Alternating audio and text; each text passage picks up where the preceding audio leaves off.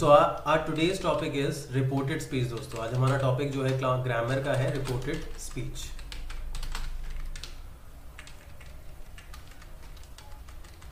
तो आगे बढ़ते हैं।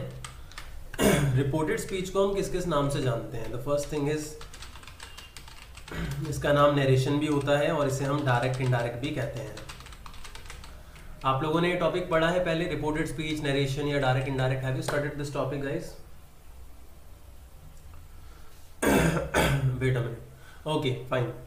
तो ये टॉपिक जो है बहुत ही इजी है और इसमें बस कुछ रूल्स हैं जो हमारे को पता होने चाहिए। अगर हमें वो रूल्स पता होंगे तो हम बहुत ही आसानी से इस क्वेश्चन को परफॉर्म कर सकते हैं। It is very easy to perform this question if we know the rules.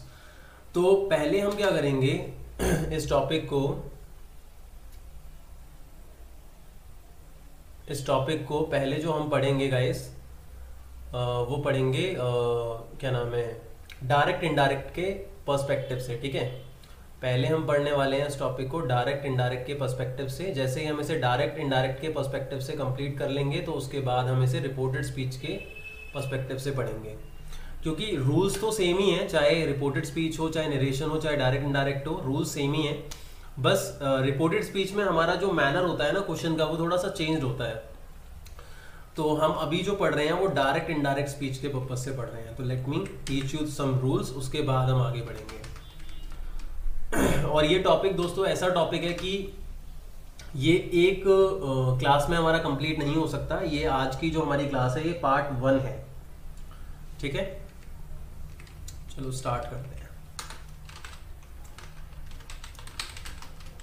सबसे पहले क्या होता है दोस्तों, डायरेक्ट स्पीच हमारे को पता होना चाहिए क्या है। डायरेक्ट स्पीच का मतलब क्या है ये हमारे को पता होना चाहिए। सॉरी फॉर दैट, बट थोड़ा सा कफ है। सो डायरेक्ट स्पीच क्या होता है, लेट्स सी। फॉर एग्जाम्पल एक सेंटेंस आया, that is Ram said to Shyam, Ram said to Shyam, inverted comma में, I am playing games, inverted comma close. ये क्वेश्चन आया डायरेक्ट स्पीच का। देखो पहले हम डायरेक्ट इनडायरेक्ट स्पीच के पर्सपेक्टिव से कर रहे हैं, लेकिन जैसे जैसे हम पार्ट में आगे बढ़ेंगे तो हम इसे रिपोर्टेड स्पीच के एस्पेक्ट से करेंगे। और ऐसा कुछ नहीं है कि दोनों अलग हैं, दोनों सेम ही हैं। बस ये है कि डायरेक्ट इनडायरेक्ट से हमें सारे रूल समझ में आ जाएंगे और उसके बाद रिपोर्टेड स्पीच में करना हमारे लिए बहुत ज़्यादा आसान हो जाएगा। तो डायरेक्ट स्पीच का मतलब क्या होता है दोस्तों, पहले मैं बता देता हूँ। डायरेक्ट स्पीच का मतलब होता है कोई भी एक स्टेटमेंट है जो बोली गई है किसी के द्वारा किसी दूसरे पर्सन को। जैसे राम ने शाम को बोला है, और जब राम ने ये बात बोली होगी तो उसने इस तरीके से बोला होगा, आई एम प्लेइंग गेम्स। लेकिन जब इस बात को रिपोर्ट किया जाएगा, रिपोर्ट करने का मतलब क्या होता है कि इस बात को नरेट किया जाएगा कि राम ने ऐसा बोला था, तो उस टाइम पे ये चेंज हो जाएगा। उसको हम कहते हैं इनडायरेक्ट स्पीच। उसको हम क्या कहते हैं, इनडायरेक्ट स्पीच कहते हैं। मैं एक बार समझा दूंगा, अगर आपको डाउट आता है ना कहीं पे भी तो आप मुझे बता देना, I will tell you, don't worry. Direct speech में जो बच्चे दोस्तों लेट आ रहे हैं वो अगली बार से इस चीज़ का ध्यान रखेंगे कि कोई भी स्टूडेंट बिल्कुल भी लेट ना हो। अगली बार से इस चीज़ का ध्यान रखना है। और दूसरी चीज़ इस चीज़ का ध्यान रखना है कि जो हमारे ग्रुप है ना, ग्रुप के अंदर सब लोगों को अपना अपना नाम ड्रॉप कर देना है। जो हमारा प्राइवेट ग्रुप है उसमें सब लोगों को अपना अपना नाम ड्रॉप कर देना है, और मैं उसी नेम से आप लोगों की एंट्री करूंगा क्लास के अंदर। जो जो आपका नाम होगा उसी नेम से मैं आप लोगों की एंट्री करूंगा। ये चीज़ आपको ध्यान रखनी है, ठीक है। चलिए, तो डायरेक्ट स्पीच के अंदर हमारी स्टेटमेंट आई, Ram said to Shyam, I am playing games. अब मुझे इसे इनडायरेक्ट में चेंज करना है। हमारा जो मेन टॉपिक चल रहा है अभी, जो ग्रामर का पार्ट है आपका, और ये आएगा आपका जो सैंपल पेपर आया है ना लेटेस्ट 10th क्लास का इंग्लिश का, उसमें ये क्वेश्चन दे रखा है रिपोर्टेड स्पीच का। तो हम उसको भी एक बार सॉल्व करेंगे। जैसे ही हमारा थोड़ा सा कंप्लीट हो जाएगा तो हम उस क्वेश्चन को भी सॉल्व करेंगे। तो रिपोर्टेड स्पीच या डायरेक्ट इनडायरेक्ट, बात यहाँ पे एक ही है, रूल सारे सेम है। तो डायरेक्ट स्पीच में हमारी स्टेटमेंट आई, Ram said to Shyam, I am playing games. तो बेसिकली क्या होता है कि राम एक रिपोर्टर है। मैं अगेन बता रहा हूँ, राम क्या है यहाँ पे, एक रिपोर्टर है। ये चीज ध्यान रखना सारी की सारी जो अभी बता रहा हूँ मैं। राम क्या है यहाँ पे, राम इज अ रिपोर्टर, या फिर इसे और हम क्या कह सकते हैं, सब्जेक्ट भी कह सकते हैं। हम इसे रिपोर्टर भी कह सकते हैं, सब्जेक्ट भी कह सकते हैं। लेकिन अगर आप एज अ रिपोर्टर ध्यान रखोगे तो आपके लिए ज्यादा बेटर रहेगा। दूसरा है हमारा सेड। दूसरा हमारा क्या है, सेड। सेड हमारा क्या है यहाँ पे, रिपोर्टेड वर्ब है। आपको ध्यान रखना है सेड हमारा क्या है, रिपोर्टेड वर्ब है। अब शाम क्या है यहाँ पे इस सेंटेंस में, शाम क्या है, शाम हमारा रिपोर्टेड ऑब्जेक्ट है, ठीक है, शाम हमारा क्या है, रिपोर्टेड ऑब्जेक्ट है। और ये जो इन्वर्टेड कॉमास के अंदर लिखा हुआ है आई एम प्लेइंग गेम्स, ये क्या है ये हमारा रिपोर्टेड स्पीच है, ये क्या है हमारा रिपोर्टेड स्पीच है। आई होप आपको सारी चीजें समझ में आ गई होंगी। अब ऐसा नहीं है कि यहाँ पे राम ही होगा, हो सकता है राम की जगह यहाँ पे मैं बोल दूं आई सेड टू श्याम, तो हमारा रिपोर्टर आई हो जाएगा। अगर आ जाएगा ही सेड टू श्याम तो हमारा रिपोर्टर ही हो जाएगा। समझ में आ रहा है? तो ये जो शुरुआत में आ रहा है ये आपका रिपोर्टर होगा, बाद में अब ये सेड आ रहा है। अब जरूरी नहीं है कि डायरेक्ट स्पीच में सेड ही होगा, हो सकता है सेड ना हो, से हो, सेज हो, कुछ भी हो सकता है, ठीक है। और फिर यहाँ पे भी शाम की जगह कुछ और हो सकता है, जैसे शाम की जगह हो सकता है हिम आ जाए, मी आ जाए, मोहन आ जाए, सीता आ जाए, कोई भी हो सकता है। और ऐसे ही ये स्टेटमेंट भी अलग हो सकती है, ठीक है। आपको बस ये पता होना चाहिए कि भाई ये चीजें हैं, रिपोर्टर क्या है, रिपोर्टेड वर्ब क्या है, रिपोर्टेड ऑब्जेक्ट क्या है, रिपोर्टेड स्पीच क्या है, ये आपको पता होना चाहिए, ये सबसे ज्यादा इंपॉर्टेंट है। आई होप आपको ये पॉइंट क्लियर हो गया होगा। सबको क्लियर है? ओके चलिए आगे बढ़ते हैं हम धीरे धीरे। अब देखो ध्यान रखना, जब भी आप डायरेक्ट से इनडायरेक्ट में चेंज करोगे दोस्तों, ये बहुत इंपॉर्टेंट है रिपोर्टेड स्पीच को समझने के लिए। रिपोर्टेड स्पीच वही बच्चा कर पाएगा अच्छे से जो इसको समझ जाएगा। 3 मार्क्स का क्वेश्चन आएगा ये, इस बात का ध्यान रखना, ठीक है, रिपोर्टेड स्पीच का पक्का। चलिए तो अब यहाँ पे क्या है, टाइप्स हैं, टाइप्स ऑफ रिपोर्टेड स्पीच। यहाँ पे है टाइप्स ऑफ रिपोर्टेड स्पीच। अब आपकी जो रिपोर्टेड स्पीच है इसकी हमारी कुछ टाइप्स हैं। जैसे टाइप्स के अंदर हमारी जैसे पहली जो टाइप है इसकी वो है असर्टिव सेंटेंसेस। सबसे पहली टाइप है असर्टिव सेंटेंसेस, जो आपके कोर्स में है मैं वो बता रहा हूं आपको, ठीक है। दूसरी जो टाइप है वो इसकी है इंटरोगेटिव सेंटेंसेस। अगर किसी को नहीं पता कौन सी क्या होती है तो मैं आपको बताऊंगा, चिंता करने वाली कोई बात नहीं है, ठीक है। तीसरी टाइप होती है इंपैरेटिव सेंटेंसेस, ठीक है। ये मैं रिपोर्टेड स्पीच की टाइप बता रहा हूं आपको। रिपोर्टेड स्पीच की टाइप का मतलब हुआ कि ये जो इन्वर्टेड कॉमा वाला पार्ट है, जो इन्वर्टेड कॉमा में सेंटेंस दे रखा है, जो स्टेटमेंट दे रखी है, उसकी टाइप्स बता रहा हूं मैं कि असर्टिव होता है, इंटरोगेटिव होता है, इंपैरेटिव होता है, और इसके अलावा क्या होता है हमारा एक्सक्लेमेटरी होता है। ये हमारी टाइप्स होती हैं रिपोर्टेड स्पीच की। आई होप आपको मेरा पॉइंट क्लियर हो गया होगा, ठीक है। अब असर्टिव क्या होता है, आज की क्लास में मैं थोड़ा असर्टिव के बारे में ही बताने वाला हूं। तो पहले असर्टिव क्या होता है दोस्तों? असर्टिव आपका होता है, असर्टिव आपका होता है जब हमारे सेंटेंस का रूल होता है subject plus helping verb plus object, ठीक है। जब हमारे सेंटेंस का स्ट्रक्चर ये होता है subject plus helping verb plus object, या फिर ये भी हो सकता है subject plus verb plus object, हो सकता है कि हेल्पिंग वर्ब ना आ रही हो, ठीक है। या फिर इसके अलावा ये भी हो सकता है, अगेन बता देता हूं, ये भी हो सकता है।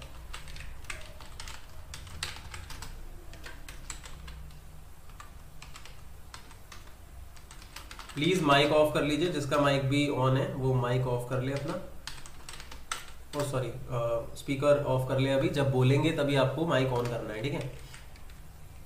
चलिए अब देखो इसका एग्जाम्पल बताता हूं। जैसे कि मैं फॉर एग्जाम्पल यहाँ पे जैसे मैंने बोला आई am playing cricket, I am playing cricket. अगर इस तरीके की कोई स्टेटमेंट आ रही है हमारी इन्वर्टेड कॉमा में तो वो असर्टिव होगी। क्यों? क्योंकि देखो इसमें रूल फॉलो हो रहा है, आई सब्जेक्ट है यहाँ पे, और उसके बाद एम आ रहा है जो हेल्पिंग वर्ब है, फिर प्लेइंग आ रहा है जो कि वर्ब है, और क्रिकेट आ रहा है जो कि ऑब्जेक्ट है। अब ऐसे ही इसमें देख सकते हैं हम, जैसे मैंने बोला आई प्ले क्रिकेट। अब आई प्ले क्रिकेट के अंदर देखो क्या है, आई प्ले क्रिकेट के अंदर आई सब्जेक्ट है, फिर प्ले वर्ब है, फिर क्रिकेट क्या है, ऑब्जेक्ट है ना। अब ऐसे ही अपना अगला आ गया, अगला वाला पोर्शन क्या है, जैसे मैंने बोला आई एम अ स्टूडेंट या I am a teacher, I am a teacher. अब यहाँ देखो आप, पहले सब्जेक्ट आ रहा है आई, फिर एम आ रहा है हेल्पिंग वर्ब, और फिर टीचर क्या आ रहा है आपका, ऑब्जेक्ट आ रहा है। तो ये तीनों कैटेगरी के जो सेंटेंस हैं ये तीनों के तीनों असर्टिव है। इसका आपको हमेशा ध्यान रखना है। जैसे मैं इसका एक और एग्जांपल आपको दिखा देता हूं, I have a phone, I have a phone. अब आई हैव अ फोन में भी आप देखो क्या आ रहा है, आई सब्जेक्ट, फिर उसके बाद क्या आ रहा है हैव जो कि हेल्पिंग वर्ब है, और फिर उसके बाद फोन क्या है आपका ऑब्जेक्ट है। तो ये 3 कैटेगरी होती है असर्टिव की। तो आपको इस बात का ध्यान रखना है कि भाई जब भी डायरेक्ट स्पीच गिवन होगी और उसके अंदर इन्वर्टेड कॉमास के अंदर अगर मेरा जो सेंटेंस आ रहा है वो ये जो 3 स्ट्रक्चर सर ने बताए हैं, जो मैंने बताए हैं अभी, इन 3 स्ट्रक्चर में से अगर कोई भी स्ट्रक्चर फॉलो हो रहा है, इसका मतलब कि हमारी डायरेक्ट स्पीच की कौन सी कैटेगरी है, ये हमारे असर्टिव सेंटेंस की कैटेगरी है। कौन सी कैटेगरी है? अगेन असर्टिव सेंटेंस की कैटेगरी है। आई होप आपको मेरा पॉइंट क्लियर हो गया होगा दोस्तों। अब मैं आप लोगों को ये समझाना चाहता हूं कि हम डायरेक्ट को इनडायरेक्ट में कैसे कन्वर्ट करेंगे। ये कैटेगरी हम बाद में करेंगे, बाद वाले पार्ट्स में करेंगे। तो क्वेश्चन क्या है कि असर्टिव सेंटेंसेस जो हमारे ये है, अगर इस टाइप का हमारा रिपोर्टेड स्पीच आ रहा है तो हम उसको कैसे चेंज करेंगे। अब यहाँ पे कुछ हमारे रूल्स होते हैं। आज की क्लास में मेरी कोशिश है मैं आपको 2 रूल कराऊंगा मेन, ठीक है, 2 रूल मैं आप लोगों को कराऊंगा। तो सबसे पहला जो रूल है दोस्तों वो है आपका रूल नंबर 1, ठीक है। रूल नंबर 1 क्या है? रूल नंबर 1 है दोस्तों चेंज ऑफ रिपोर्टेड वर्ब। सब रूल नंबर 1 क्या है? Change of reported verb. इसका मतलब क्या हुआ? इसका मतलब ये हुआ यार कि अगर ये जो डायरेक्ट स्पीच मेरे को दे रखी है, Ram said to Shyam I am playing games, ये मुझे जो दे रखा है, तो इसमें रिपोर्टेड वर्ब क्या है वो तो मैंने आपको ऑलरेडी बता दिया, सेड है। अब सेड की जगह हो सकता है से आ रहा हो, सेज आ रहा हो, कुछ भी आ रहा हो, कुछ भी हो सकता है, ठीक है। लेकिन जब मैं इस डायरेक्ट स्पीच को इनडायरेक्ट के अंदर चेंज करूंगा तो उस पॉइंट ऑफ टाइम पे मेरे कुछ चेंजेस होंगे। क्या होंगे? कुछ चेंजेस होंगे। और वो चेंजेस क्या क्या होंगे वही हमारे को रूल के अंदर सीखना है। तो सबसे पहला जो चेंज होगा वो क्या होगा? इसका सेड का। सेड मतलब किसका? रिपोर्टेड वर्ब का। तो यही मैं यहाँ पे लिखवा रहा हूं, ध्यान रखना। रूल नंबर 1 क्या है हमारा? रूल नंबर 1 है चेंज ऑफ रिपोर्टेड वर्ब। मतलब कि हमारी जो रिपोर्टेड वर्ब है अगर वो चेंज होगी तो उसमें क्या चेंज होगा, क्या क्या चीजें चेंज होंगी। तो सबसे पहला पॉइंट, पहला, या तो हमारी जो वर्ब है अगर हम बात करें तो प्रेजेंट सिचुएशन में हो सकती है, या फिर हमारी जो रिपोर्टेड वर्ब है वो पास्ट सिचुएशन में हो सकती है। पहली सिचुएशन क्या है हमारी? प्रेजेंट सिचुएशन, ठीक है। अब प्रेजेंट सिचुएशन में देखते हैं डायरेक्ट, मैंने यहाँ लिख दिया, लेफ्ट हैंड साइड में मैंने डायरेक्ट लिख दिया है और राइट हैंड साइड में मैं लिख रहा हूँ इनडायरेक्ट, ठीक है। नीचे कर लेते हैं इसको हम रूल 1 को। चलिए आगे बढ़ते हैं। हाँ, तो प्रेजेंट के अंदर से या फिर सेज, इन दोनों में से कुछ भी आ सकता है। जो सेंटेंस मैंने ऊपर लिख रखा था आपने देखा है ऑलरेडी यहाँ पे, ठीक है, राम सेड टू श्याम, यहाँ से भी आ सकता है, सेज भी आ सकता है। अब राम जो है उसके साथ तो ऑब्वियसली सेज आएगा, लेकिन अगर मेरा सब्जेक्ट आई होता तो उसके साथ क्या आता? से, क्योंकि आपको पता है कि सिंगुलर सब्जेक्ट के साथ हमारी सिंगुलर वर्ब आती है, दैट इज वर्ब की 5th form, first form plus SES लग जाता है, तो राम के साथ सेज आएगा। लेकिन अगर वहां आए होता तो आई के साथ क्या आता? से आता। प्रेजेंट फॉर्म की बात कर रहा हूं मैं अभी। तो रूल 1 क्या है कि अगर रिपोर्टेड वर्ब हमारी से आ रही है या फिर सेज आ रही है और उसके साथ कोई ऑब्जेक्ट नहीं आ रहा, उसके साथ कोई ऑब्जेक्ट नहीं आ रहा, कोई ऑब्जेक्ट नहीं आ रहा, इसका मतलब क्या है? ध्यान से समझो इस बात को। कोई ऑब्जेक्ट नहीं आ रहा मतलब देखो ऊपर की तरफ देखो, मैंने क्या बताया था? ऑब्जेक्ट क्या होता है ये बताया ना मैंने। श्याम क्या है? रिपोर्टेड ऑब्जेक्ट है ना। तो हो सकता था यहाँ पे राम सेड टू श्याम की जगह डायरेक्टली लिखा होता राम सेड फिर आई एम प्लेइंग गेम्स, तो इस कंडीशन में क्या होता? ऑब्जेक्ट नहीं आता। लेकिन इसमें क्या आ रहा है? ऑब्जेक्ट आ रहा है, said to Shyam, it means Ram said to Shyam, said के साथ ऑब्जेक्ट आ रहा है। ऐसे ही प्रेजेंट में क्या होता है? 2 सिचुएशन होती है, एक से और सेज आएगा और उसके साथ ऑब्जेक्ट नहीं आएगा। फॉर एग्जाम्पल सेंटेंस आया कि Ram says I am playing cricket, तो यहाँ पे राम सेज आ रहा है ना, ऑब्जेक्ट नहीं आ रहा सेज के साथ। तो ये वाली जो कंडीशन होगी दोस्तों, इसके अंदर क्या होगा? ध्यान से सुन लो, इसके अंदर क्या होगा? जब हम इसे इनडायरेक्ट में चेंज करेंगे तो ये से और सेज का सेम ही रहेगा। इसका मतलब देखो ध्यान से, जैसे मैंने लिखा Ram says to me, Ram says to me, तो इसमें तो ऑब्जेक्ट आ रहा है। लेकिन अगर लिखा राम सेज और मैं इसे इनडायरेक्ट में चेंज करूं तो it should be same, Ram says क्या रहेगा? राम सेज रहेगा। क्यों रहेगा? क्योंकि सेज के साथ ऑब्जेक्ट नहीं आ रहा है, इस बात का ध्यान रखना है। लेकिन अगर से और सेज के साथ में ऑब्जेक्ट आ रहा है, अगर से और सेज के साथ में ऑब्जेक्ट आ रहा है, ऑब्जेक्ट का मतलब क्या? कुछ भी हो सकता है। जैसे आपने ऊपर देखा था Ram said to him, Ram said to me, कुछ भी हो सकता है, ऑब्जेक्ट कोई भी आ सकता है। तो हम क्या करेंगे?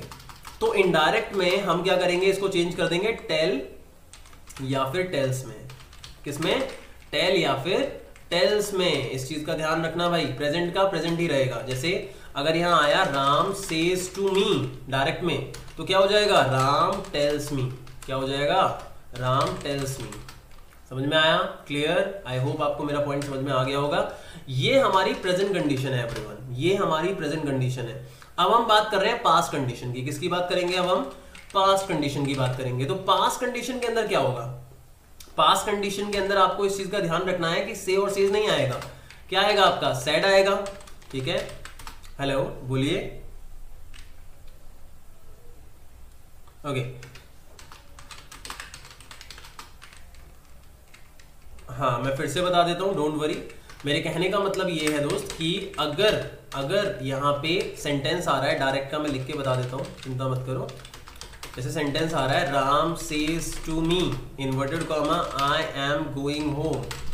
ठीक है, तो अभी हम सिर्फ किसका चेंज सीख रहे हैं? रिपोर्टेड स्पीच का। तो इनडायरेक्ट के अंदर क्या हो जाएगा?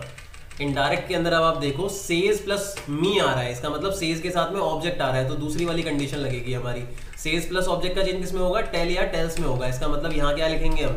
राम सेज प्लस ऑब्जेक्ट किसमें चेंज हो जाएगा? टेल्स। अब आप सोचोगे टेल्स क्यों लगाया, टेल क्यों नहीं लगाया? क्योंकि राम सिंगुलर है तो उसके साथ भी सेज आ रहा है, तो ऐसे ही राम अगेन सिंगुलर है तो उसके साथ भी क्या आएगा? टेल में टेल्स आ जाएगा। तो it will become Ram tells मी। ये टू जो है वो हट जाएगा, it will become Ram tells मी। ठीक है, लेकिन अगर इसी जगह लिखा होता मैंने Ram says I am going home, तो वहां पे सिर्फ मैं लिखता राम टेल्स, फिर मी तो आता ही नहीं। ओ सॉरी, सेज, टेल्स नहीं आता, सेज आता। क्यों? क्योंकि से और सेज प्लस नो ऑब्जेक्ट क्या होता है? से और सेज होता है। होप आपको पॉइंट क्लियर हो गया होगा। ठीक है, ऐसे ही पास्ट के अंदर क्या होता है, जब हमारा सेड आ रहा है, देखो प्रेजेंट में से सेज आ रहा है लेकिन पास्ट में क्या आएगा? सेड। तो जब सेड के साथ ऑब्जेक्ट नहीं आएगा तो सेम वही कंडीशन होगी, जैसे से सेज के साथ ऑब्जेक्ट नहीं आता तो सेम रहता है ना, सेम इसमें भी होगा भाई। इसमें भी क्या होगा? जब सेड के साथ कोई ऑब्जेक्ट नहीं आ रहा, पास्ट सिचुएशन है, तो सेड का सेड ही रहेगा। और अगेन अगर सेड के साथ में ऑब्जेक्ट आ रहा है, अगर सेड के साथ क्या आ रहा है? ऑब्जेक्ट आ रहा है, तो उस टाइम पे क्या होगा? बताओ भाई, क्या होगा? बताओ बताओ, किसी को पता है क्या हो जाएगा यहाँ पे? किसी को नहीं पता? हद हो गई भाई। हार्दिक, तुम्हें भी नहीं पता? टोल्ड, हाँ टोल्ड हो जाएगा। जैसे यहाँ टेल आ रहा था भाई, टेल का पास्ट हो गया, बस टोल्ड हो गया, कोई दिक्कत ही नहीं है।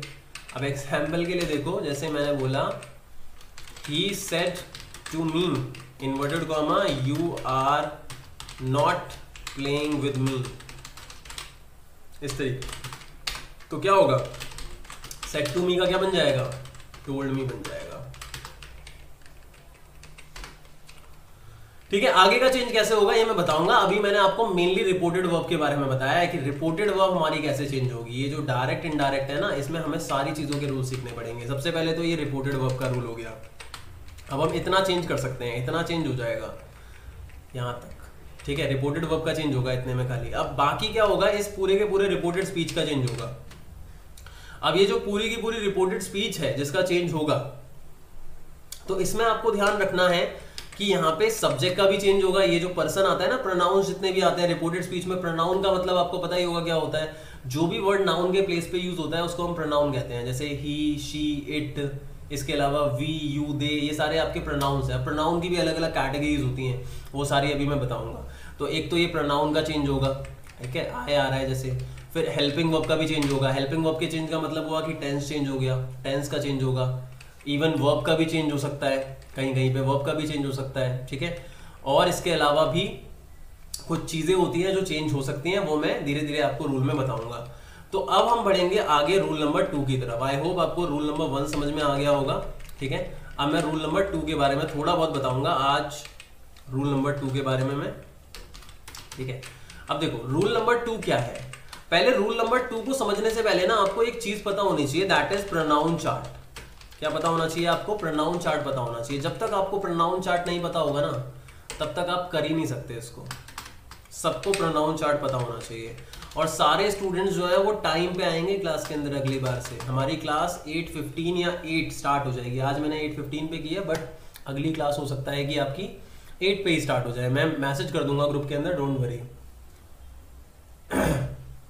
मैं पीडीएफ भेज दूंगा, ये वाली चिंता मत करो। I will send the PDF. Even ये वाली वीडियो हमारी यूट्यूब पे नहीं जा रही है अभी यूट्यूब पे लाइव स्ट्रीम नहीं हो रही है। मैं इसे गूगल मीट पे ही करा रहा हूँ, लेकिन इसकी रिकॉर्डिंग मैं कर रहा हूँ साथ के साथ। तो मैं इसको ना क्या करूँगा, यूट्यूब पे भी फॉरवर्ड कर दूंगा, यूट्यूब पे भी बाद में अपलोड कर दूंगा, जिससे कि तुम्हारे को फायदा हो कि अगर किसी को रिपीट करना हो, रिव्यू करना हो, तो वो देख सकता है। ठीक है, क्लियर? आगे बढ़ते हैं। अब उससे पहले मैं एक बार पर्सन के बारे में बता देता हूं आपको। हमारे पर्सन हम प्रोनाउन भी कह सकते हैं, पर्सन को हम और क्या कह सकते हैं, प्रोनाउन भी कह सकते हैं, ठीक है। अब हमारे कितने तरीके के पर्सन होते हैं, देखो एक होता है हमारा फर्स्ट पर्सन, क्या होता है हमारा फर्स्ट पर्सन, एक होता है हमारा सेकंड पर्सन, तीसरा होता है हमारा थर्ड पर्सन। आई होप आपको मेरे पॉइंट क्लियर हो गए होंगे, ठीक है। हमारे 3 पर्सन होते हैं, first person, second person, third person. अब ये क्या क्या होता है वो मैं अभी बताऊंगा, तुम्हें पता भी होगा इन चीजों के बारे में, लेकिन सही तरीके से नहीं पता होगा तो मैं आपको बता दूंगा सारी चीजें, डोंट वरी। अब इसकी 2 कंडीशन होती है, एक होती है सिंगुलर और एक होती है प्लूरल। अब फर्स्ट पर्सन कौन होता है, सबसे पहले आप इस बात को समझो, फर्स्ट पर्सन कौन होता है। फर्स्ट पर्सन होता है भाई स्पीकर। स्पीकर का मतलब जो व्यक्ति बोल रहा है उसको हम स्पीकर कहते हैं, जो व्यक्ति बोल रहा है उसे हम स्पीकर कहते हैं, ठीक है। अब जैसे मैं बोल रहा हूं तो आई एम स्पीकर, तो आई हमारा क्या आ गया भाई, स्पीकर हो गया ना, तो आई हमारा फर्स्ट पर्सन में आ जाएगा। तो आई सिंगुलर है और आई का प्लूरल क्या होता है, किसी को पता है आई का प्लूरल क्या होता है, दैट इज वी, ठीक है। अब सेकंड पर्सन कौन होगा, ऑब्वियस सी बात है भाई, फर्स्ट पर्सन स्पीकर है तो सेकंड पर्सन कौन होगा, लिसनर होगा, नो डाउट, है ना। अब आगे बढ़ते हैं हम। अब सेकंड पर्सन कौन होगा, यू, क्योंकि अगर मैं बोल रहा हूं तो कौन सुन रहा है, अभी तुम सुन रहे हो ना, तो यू आपका सेकंड पर्सन हो गया। लेकिन इसकी खास बात यह है कि यू हमारा सिंगुलर भी हो सकता है और प्लूरल भी हो सकता है, ये ध्यान रखना, यू हमारा सिंगुलर भी हो सकता है और प्लूरल भी हो सकता है। This is the beauty of you, ठीक है। लेकिन आप ये मत समझना कि यू कहीं पे आप सिंगुलर समझ के क्या करो सिंगुलर समझ के उसके साथ इज लगा दो, ऐसा नहीं होता। यू के साथ लगेगा आर ही, वर ही, ठीक है। लेकिन यू सिंगुलर भी होता है और प्लूरल भी होता है। यू हम एक व्यक्ति को भी तो कहते हैं, जैसे मैंने अपने दोस्त को बोला तुम, तो वो सिंगल पर्सन है लेकिन फिर भी मैं यू यूज कर रहा हूं, है ना। तो ऐसे और 2 लोगों के लिए भी कर सकता हूं, तुम दोनों, तुम, है ना। तो यहाँ पे थर्ड पर्सन कौन होता है, अदर्स। जैसे एक कॉन्वर्सेशन हो रही है, मान लेते हैं कॉन्वर्सेशन हो रही है मेरे और तुम्हारे बीच में। अब हो सकता है तुम्हारे आसपास कुछ लोग खड़े हो सकता है तुम्हारा भाई खड़ा हो, बहन खड़ी हो, या कोई और पर्सन हो, तो वो लोग हमारी इस कॉन्वर्सेशन का भी पार्ट नहीं है, लेकिन कहीं ना कहीं वो आसपास हैं, तो वो क्या हो जाएंगे आपके थर्ड पर्सन। जैसे ही, शी, अपने भाई को आप क्या कहोगे, ही तो कहोगे, बहन को शी कहोगे, या इसके अलावा कोई नॉन लिविंग थिंग हो गई, तो ये क्या आ गया आपका ही, शी, इट। ये क्या है आपका ही, शी, इट, ये आपका क्या हो गया, ये आपका थर्ड पर्सन हो गया गाइस, ठीक है। चलिए आगे। अब प्लूरल क्या होगा इसका, दे। अगर भाई बहन दोनों खड़े हैं, ही और शी, तो उसका प्लूरल क्या हो गया भाई, दे हो गया। तो ये बहुत ही इजी चीजें हैं, कोई बड़ी चीज नहीं है इसके अंदर, कोई रॉकेट साइंस नहीं है इसके अंदर, बस थोड़े बहुत रूल हैं जो आपको पता होने चाहिए, ठीक है। चलिए आगे की तरफ बढ़ते हैं अब हम, ठीक है। मैं आज पूरा रूल 2 कंप्लीट नहीं कराऊंगा, ठीक है, क्योंकि मैं ये नहीं चाहता कि मैं भगाऊं। अगर मैं चीजों को भगाऊंगा ना तो तुम्हारे को समझ नहीं आएगी, कोर्स तो हो जाएगा लेकिन तुम्हें समझ में नहीं आएगी। आज मेरे को प्रोनाउन चार्ट तक बताना है आपको, ताकि आप अगली क्लास तक इसको सही से रिवाइज कर लो, अच्छे तरीके से रिवाइज कर लो, मैं ये चाहता हूँ, ठीक है। चलिए आगे बढ़ते हैं दोस्तों। तो अब प्रोनाउन चार्ट के बारे में हम बात करते हैं। प्रोनाउन चार्ट हमारा क्या था भाई, प्रोनाउन चार्ट, लेट्स सी। तो दोस्तों प्रोनाउन चार्ट जो होता है उसमें 4 चीजें होती हैं। एक होता है सब्जेक्ट, एक होता है ऑब्जेक्ट, एक होता है पॉसेसिव, एक होता है रिफ्लेक्सिव। वैसे तो चलो रिफ्लेक्सिव की मैं बात नहीं कर रहा अभी, मेन 3 ही है तो मैं 3 की बात कर रहा हूँ, रिफ्लेक्सिव तो खुद ही समझ में आ जाएगा, छोड़ो, इन तीनों की बात करते हैं, ठीक है। देखो अब ये प्रोनाउन जो हमारा होता है, ये जो प्रोनाउन होता है, सबसे पहले प्रोनाउन की डेफिनेशन आई होप सबको पता होगी, क्योंकि ये तो बहुत ही बेसिक सी चीज है, सबको पता होनी चाहिए। तो प्रोनाउन, कोई बताएगा प्रोनाउन की डेफिनेशन क्या है यहाँ पे, कोई होशियार बच्चा, कोई नहीं बताना चाहता, होशियार बच्चा बताओ। वेरी गुड, ठीक है। The words which are used in place of nouns, क्योंकि देखो अगर बार बार तुम जैसे राम की बात कर रहे हो, राम मेरे घर आया था, राम ने ये करा, फिर राम ने मेरे से बात करी, बड़ा अजीब सा लगता है ना।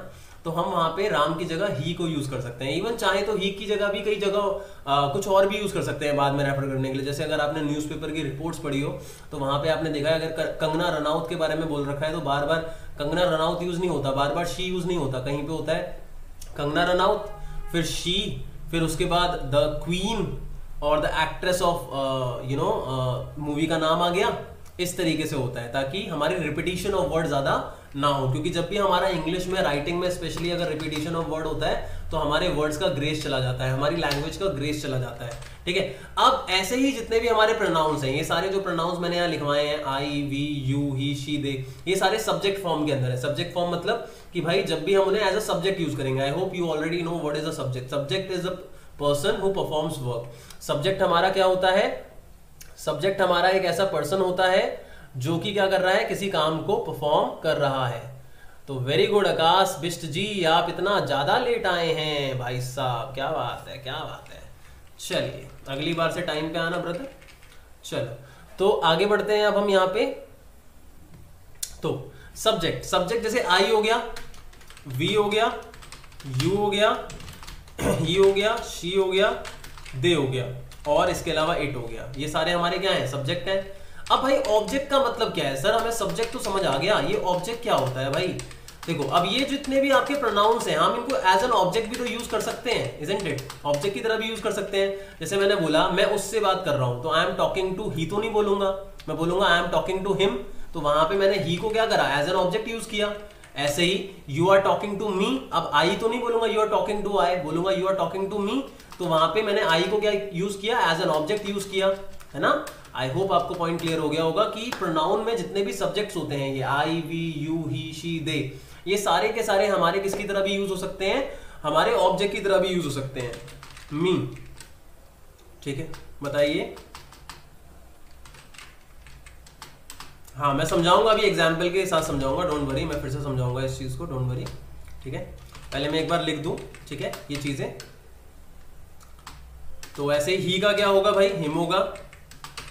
शी का क्या होगा? हमारा हर होगा, ऑब्जेक्ट। और दे का क्या होगा? हमारा देम होगा। ठीक है, अब पॉसेसिव क्या होता है वो भी मैं अभी बताऊंगा। माय होता है इसका। अस का क्या होता है? पॉसेसिव। आर होता है हमारा। यू का क्या होता है? योर। अभी मैं समझाऊंगा, ये फिर से समझाऊंगा, डोंट वरी। ठीक है, अभी मैंने पूरा समझाया ही नहीं है, आई विल टेल अगेन। चलो, और यहाँ इसका क्या होगा? पॉसेसिव, हर होगा। चलो, और देम का देयर होगा। लास्ट हमारा बच गया इट, आई थिंक। ठीक है, तो इट का हमारा ऑब्जेक्ट क्या होगा भाई? इट होगा। और इसका पॉसेसिव क्या होगा? इट्स होगा। पहले ऑब्जेक्ट समझ लेते हैं, उसके बाद आगे बढ़ेंगे। ठीक है, देखो ऑब्जेक्ट का मतलब क्या है। देखो सब्जेक्ट क्या होता है? जो काम को परफॉर्म करता है। सब्जेक्ट क्या होता है? काम को जो परफॉर्म करता है। मैं एग्जाम्पल देता हूं तब समझाता हूं, एग्जाम्पल के साथ आपको। एग्जाम्पल थोड़ा ऊपर ही ले लेते हैं हम। जैसे मान लो मैंने यहाँ सेंटेंस लिखा, आई एम गोइंग होम। ठीक है, मैंने क्या बोला? आई एम गोइंग होम। अब आई होप सबको पता होगा कि इसमें सब्जेक्ट क्या है। इसमें सब्जेक्ट क्या है? आई है। हेल्पिंग वर्ब क्या है? एम है। वर्ब क्या है? गोइंग है। और होम क्या है? यहाँ पे ऑब्जेक्ट है। ठीक है, इतना सबको क्लियर है। अब मैं अगर कहता हूं कि I am coming your home, मैं क्या बोल रहा हूं? I am coming your home. अब यहां सब्जेक्ट क्या है? यहाँ पे क्या है? आई सब्जेक्ट, एम क्या है? हेल्पिंग वर्ब, कमिंग क्या है? आपकी वर्ब, और योर होम ये पूरा ऑब्जेक्ट है। ये क्या है? पूरा ऑब्जेक्ट है। लेकिन आप ये देखो, यहां पे जो योर होम है उसमें होम नाउन है और योर क्या है? एक प्रोनाउन है। तो ये हमारी पॉसेसिव कैटेगरी होती है। पॉसेसिव कैटेगरी, पॉसेसिव कैटेगरी क्या होती है? जब आपका कोई प्रोनाउन किसके साथ आता है? जब आपका प्रोनाउन किसी नाउन के साथ आता है, उसका रिलेशन शो करने के लिए, तो वो हमारी कैटेगरी कौन सी होती है? वो हमारी होती है भाई possessive category. I hope you have got the point कि हमारा पॉसेसिव जो प्रोनाउन होता है, एक तो हो गया सब्जेक्ट। आई होप सब्जेक्ट तो सबको क्लियर है, आई क्या है, वी क्या है, यू क्या है। जब हम काम कर रहे हैं तो हम सब्जेक्ट वाला यूज करेंगे। अब पॉसेसिव क्या होता है? जब भी हम कभी प्रोनाउन को, किसी भी प्रोनाउन को हम किसी नाउन के साथ यूज करते हैं तो वो पॉसेसिव कैटेगरी होती है। जैसे योर है, तो हमें पता है यू हमारा यूज होता है सेकंड पर्सन के लिए, लेकिन जब मेरे को यू को किसी नाउन के साथ यूज करना है तो मैं यू होम नहीं लगा सकता, मुझे क्या लिखना पड़ेगा? योर होम लिखना पड़ेगा। इस चीज का आपको ध्यान रखना है। तो आपको हमेशा ध्यान रखना है कि जब भी आप किसी प्रोनाउन को किसी नाउन के साथ यूज करोगे, एक साथ जोड़ के, तो आपको हमेशा प्रोनाउन की कौन सी कैटेगरी यूज करनी है? पॉसेसिव। पॉसेसिव क्या करता है? पॉसेसिव का मतलब होता है किसी एक चीज का पोसेशन, मतलब रिलेशन किसी दूसरी चीज के साथ। तो योर होम मतलब तुम्हारा घर, तो यहाँ पे योर का जो रिलेशन है वो होम के साथ शो हो रहा है, इसीलिए हमने यू नहीं लगाया, क्योंकि योर लगाया हमने। योर क्यों लगाया? क्योंकि यहाँ पे तुम्हारा रिलेशन घर के साथ शो हो रहा है ना, तो नाउन के साथ जब भी हम प्रोनाउन को साथ में ऐड करके जोड़ के लगाते हैं तो that is what, that is possessive pronoun. ये वाला क्लियर हुआ भाई? सबसे पहले मुझे बताओ, क्लियर है सबको? ठीक है, ऐसे ऐसे ही मैं बोल सकता हूं very good very good very good. Okay, अगर मैं बोलूं आई एम टीचिंग यू, अब मैंने बोला आई एम टीचिंग यू, मैं तुम्हें पढ़ा रहा हूं। अब काम कौन कर रहा है? टीचिंग का काम कौन कर रहा है? मैं कर रहा हूं ना। तो ऑब्वियस सी बात है, जो काम परफॉर्म करता है वो सब्जेक्ट होता है। तो आई हमारा क्या है? यहाँ पे सब्जेक्ट है, ठीक है। एम हमारा क्या है? हेल्पिंग वर्ब है। टीचिंग क्या है? वर्ब है। अब यू क्या है? यू सब्जेक्ट तो नहीं हो सकता, ऑब्वियस सी बात है, यू तो सब्जेक्ट नहीं हो सकता ना। सब्जेक्ट तो वो है ना जो काम कर रहा है। तो अब यू क्या है? यू प्रोनाउन है। अब प्रोनाउन में या तो भाई सब्जेक्ट होता है या ऑब्जेक्ट होता है या पॉसेसिव। तो पॉसेसिव भी नहीं हो सकता। ये क्यों नहीं हो सकता पॉसेसिव? क्योंकि भाई पॉसेसिव तो प्रोनाउन के साथ आता है। सर ने बताया प्रोनाउन के साथ जब नाउन आएगा तभी तो पॉसेसिव होगा। अब बचा क्या? ऑब्जेक्ट। तो ऑब्जेक्ट की डेफिनेशन क्या होती है आपकी? किसी को पता है ऑब्जेक्ट की डेफिनेशन क्या होती है? बताओ बताओ, किसी को नहीं पता? चलो कोई नहीं, मैं बताता हूं। देखो, हाँ, जिस चीज पे वर्ब एक्ट होता है, वैसे ये थोड़ा सा डिफिकल्ट बन जाएगा, मैं अपने हिसाब से बता देता हूं एक बार, थोड़ा सा इजी बन जाए। मैं कह सकता हूं object is what help subject to perform work. Object वो चीज है या वो व्यक्ति है जो मदद करता है सब्जेक्ट को काम करने में। जैसे आई एम टीचिंग यू, तो डोंट यू थिंक यू जो है आई की मदद कर रहा है पढ़ाने में? क्यों? क्योंकि अगर यू नहीं होता तो यू को आई पढ़ाता कैसे? देखो अभी और क्लियर कर देता हूं थोड़ा। जैसे मैंने बोला आई एम गोइंग होम, अब होम यहाँ क्या है? ऑब्जेक्ट है। आई एम गोइंग होम, अगर होम ही नहीं होता तो मैं जाता कैसे हूं? तो ऑब्वियसली बहुत ही इजी सी डेफिनेशन मैंने खुद क्रिएट की है कि भाई home is helping I to go. कहीं ना कहीं होम हेल्प कर रहा है आई की जाने में। तो ऑब्जेक्ट क्या करता है? सब्जेक्ट की मदद करता है काम को एक्ट करने में, परफॉर्म करने में, ठीक है। तो यहाँ पे यू जो है वो हमारा क्या है? एक ऑब्जेक्ट है, क्योंकि वो सब्जेक्ट नहीं है, पॉसेसिव नहीं है, तो बचा क्या? वो ऑब्जेक्ट है। इस तरीके से भी समझ सकते हो कि भाई सब्जेक्ट नहीं है, ऑब्जेक्ट नहीं, पॉसेसिव नहीं है तो ऑब्जेक्ट बचा, तो ऑब्जेक्ट है। और इस तरीके से भी समझ सकते हो कि भाई ऑब्जेक्ट जो है वो सब्जेक्ट की हेल्प करता है काम को परफॉर्म करने में। अब ये तुम्हारी मर्जी है, तुम इसको कैसे समझोगे। अब ये प्रोनाउन चार्ट पूरा का पूरा तुम्हें याद कर लेना है। अगली क्लास तक तुम लोगों को ये पूरा प्रोनाउन चार्ट याद होना चाहिए। एक एक पर्सन को ये प्रोनाउन चार्ट याद होना चाहिए। जितना मैंने बताया भाई समझ में आया आज की क्लास के अंदर? कोई डाउट है तो बताओ। Very good.